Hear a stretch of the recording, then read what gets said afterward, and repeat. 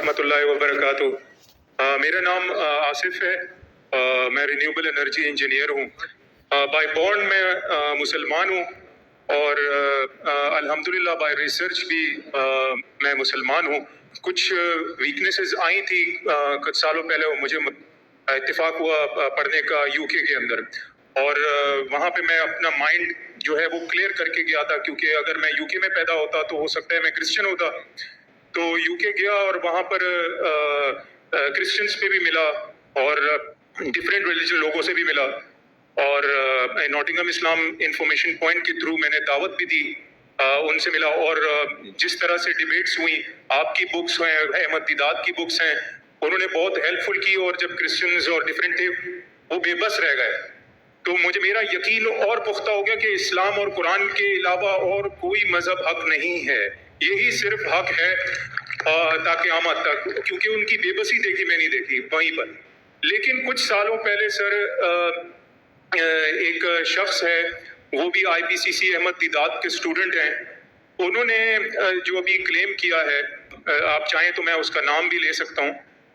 उन्होंने कहा है कि कुरान की जो लिटरल मीनिंग्स हैं, जो अरबिक हैं, अरबिक में आप जब ट्रांसलेट करते हैं तो उसकी जो लुगत है उससे ही आपको कुरान को अंडरस्टैंड करें। आप जो तफसीर देखते हैं या फिर कुछ हदीस हैं, उससे आप अगर देखते हैं तो वो कुरान की अंडरस्टैंडिंग बिल्कुल बदल जाती है। जैसे कि वो कहते हैं कि तौरात जो है वो मूसा अलैहि सलाम पे नाजिल नहीं हुई। तो मेरा क्वेश्चन ये है कि पूरी की फाउंडेशन ही जो है उसने डिस्टर्ब कर दी है, कि जो जैसे उसने कहा कि मस्जिद अक्सा जो है वो फ़लस्तीन नहीं है बल्कि वो पैलेस्टाइन में है। तो ये जो अंडरस्टैंडिंग है कि आप कि कुरान जो है वो सिर्फ कुरान से ही समझा जा सकता है, क्योंकि वो अल्लाह ने उसकी जो है जिम्मेदारी ली है, बाकी तो मैन मेड लोगों ने किताबें लिखी हैं सारी जो उसका क्लेम है। तो मेरी रिक्वेस्ट है कि अगर आप इसको क्लियर करें, इस अंडरस्टैंडिंग को, कि कुरान को सिर्फ इसी ट्रांसलेशन से ही समझा सकता, क्योंकि उसको कुरान ने वो अल्लाह ने उसकी वो ली है।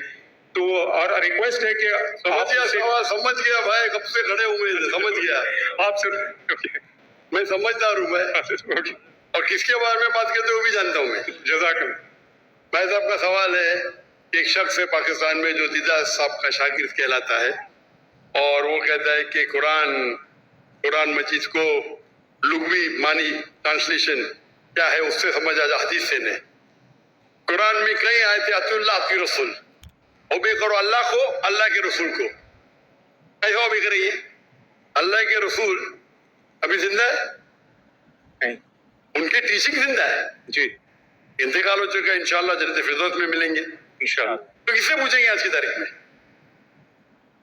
अल्लाह का तो कलाम है ना जी। अतिउल्लाह अति रसूल, ओबे अल्लाह ओबे द मैसेंजर, किससे पूछेंगे? किधर है हदीस वगैरह?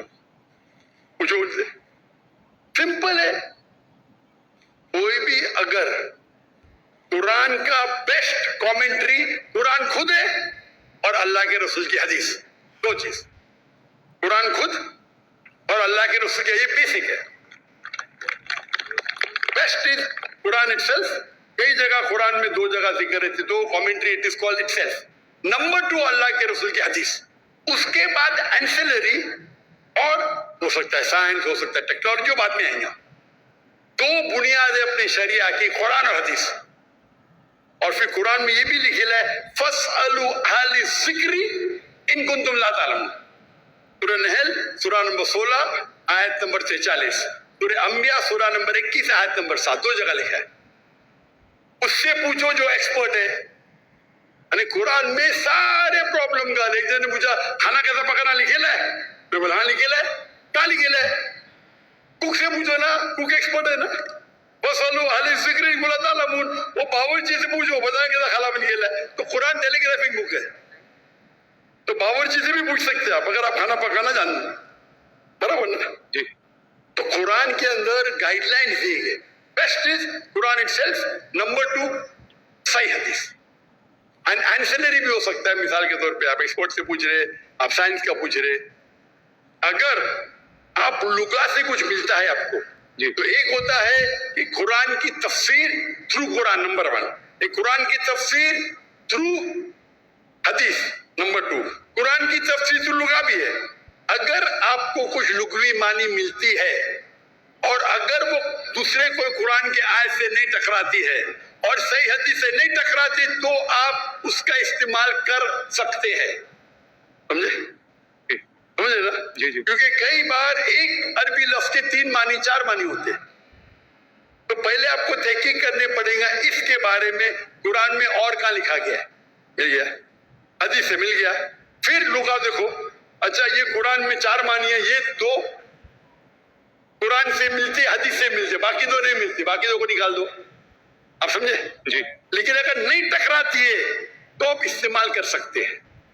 اگر قرآن اور صحیح حدیث سے نہیں ٹکراتی ہے, جی.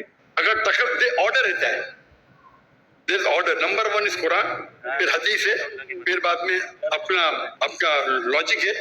لاجک اوپر نہیں آتا ہے, لاجک نیچے, عرف ہے, کسٹمز ہے. تو فقہ کے اندر اصول ہے. یہ اصول کے ڈفرنس ہونے کی وجہ سے تھوڑا اختلاف ہے, اس کے اوپر بھی میں ڈیٹیل میں جاؤں گا نہیں. جی. لیکن لغت کا امپورٹنس ہے, ٹاپ پہ نہیں ہے, ٹاپ پہ نہیں ہے, نیچے. آپ سمجھے نا؟ جی جی. اگر حدیث سے ثابت ہو گیا کہ یہ قرآن کے معنی یہ ہے تو حدیث ہے فائنل, پر صحیح حدیث ہونا چاہیے.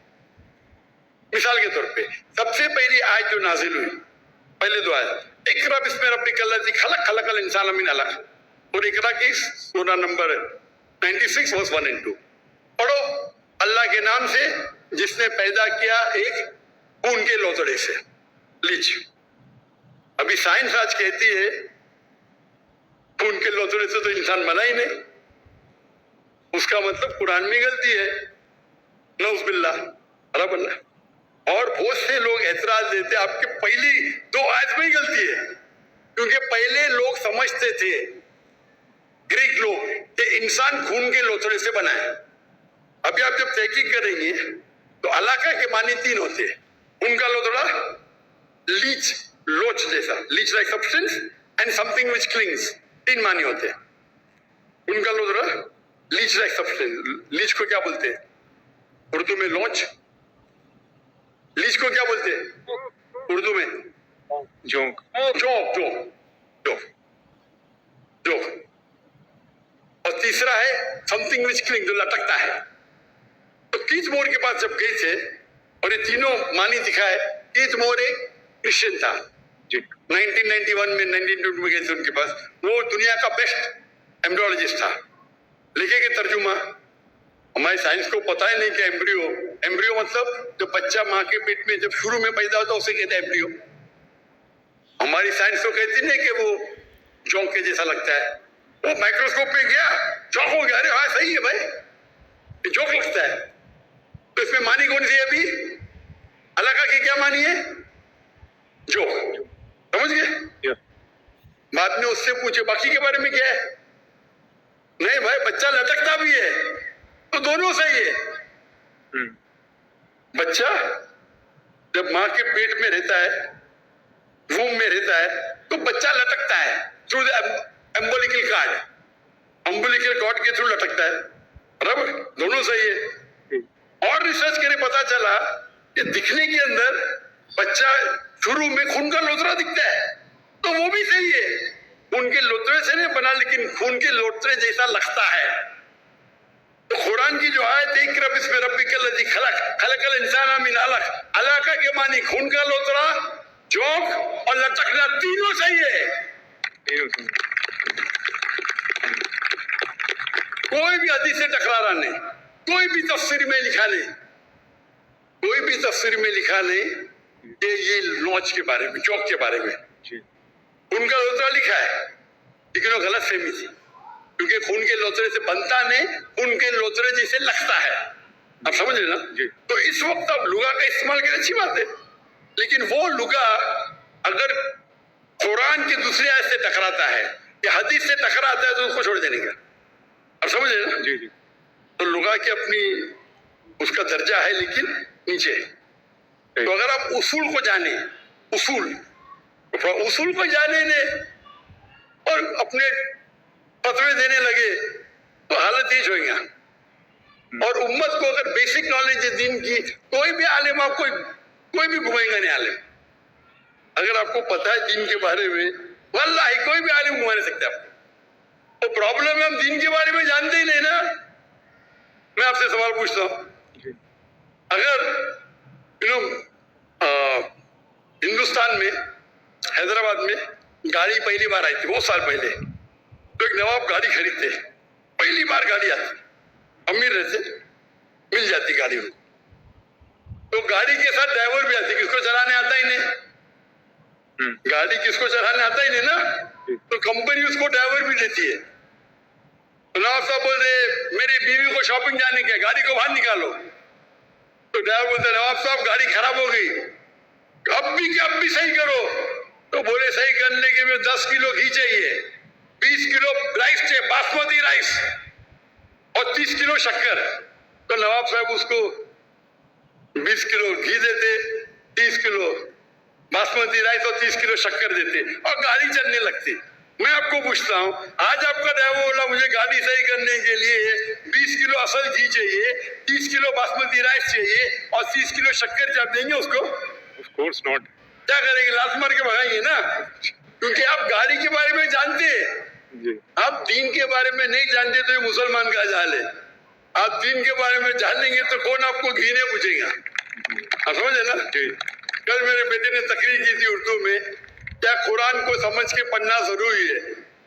हो सकता है कि ये एग्जाम्पल उन्हें दिया होगा कल की तकरीर में, दिए ना माशाल्लाह आपसे जी। तो वो प्रॉब्लम है। अगर कोई एकदम पेचीदा सवाल है फिक का, तो जाके पूछो, ये बेसिक क्या पूछने का, हमारा फर्ज है।